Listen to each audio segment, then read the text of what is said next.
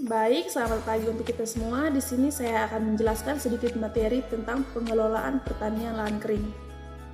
Jadi, pengertian dari lahan kering itu sendiri merupakan pertanian yang dilakukan di wilayah yang pasokan airnya rendah dan terbatas, bahkan ekstrim sekalipun. Lahan kering pada pertanian jenis ini biasanya cenderung lebih gersang dan terkadang tidak memiliki sumber air seperti saluran irigasi, sungai, atau danau. Selanjutnya, ciri-ciri pertanian lahan kering.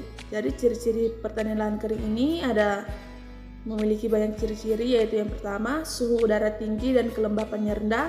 Yang kedua, memiliki kadar air terbatas.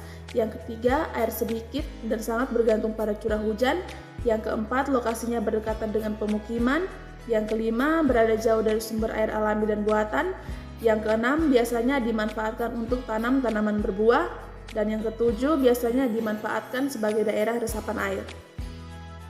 Selanjutnya kita masuk kepada contoh tumbuhan yang bisa ditanam pada pertanian lahan kering.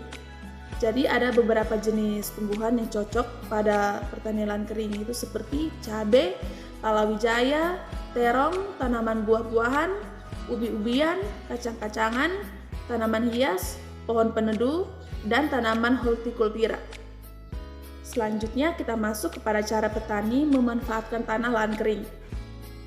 Baik itu hasil pertanian maupun perkebunan dari pertanian lahan kering biasanya bergantung sekali pada pembagian musim juga kondisi cuaca.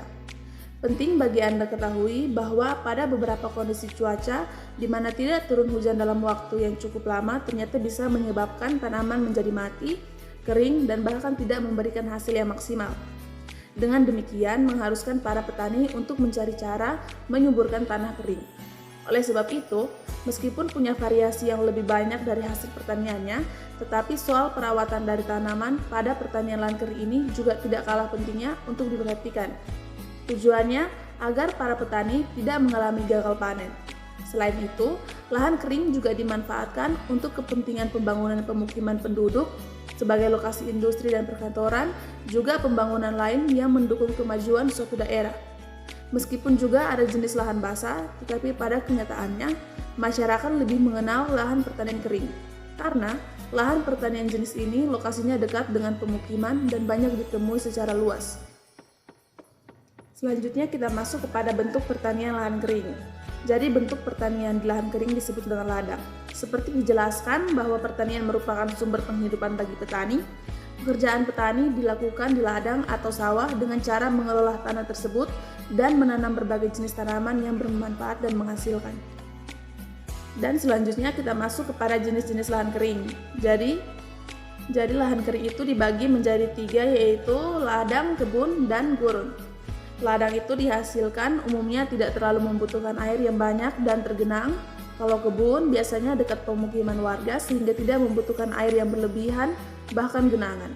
Dan yang ketiga gurun, bisa dikatakan tidak ada air, akan tetapi masih ada tumbuhan karena air hujan yang jatuh sudah cukup untuk menumbuhkan. Selanjutnya kita masuk kepada pengelolaan sumber daya lahan.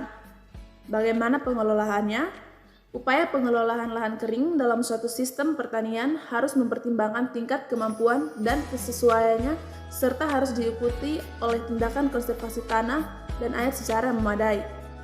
Dan sekarang kita masuk kepada pengelolaan lahan kering saat ini itu yang pertama, tindakan konservasi tanah dan air, yang kedua, pengelolaan kesuburan tanah, dan yang terakhir, pemilihan jenis tanaman pangan. Oke, baik, sekian materi yang saya jelaskan. Terima kasih.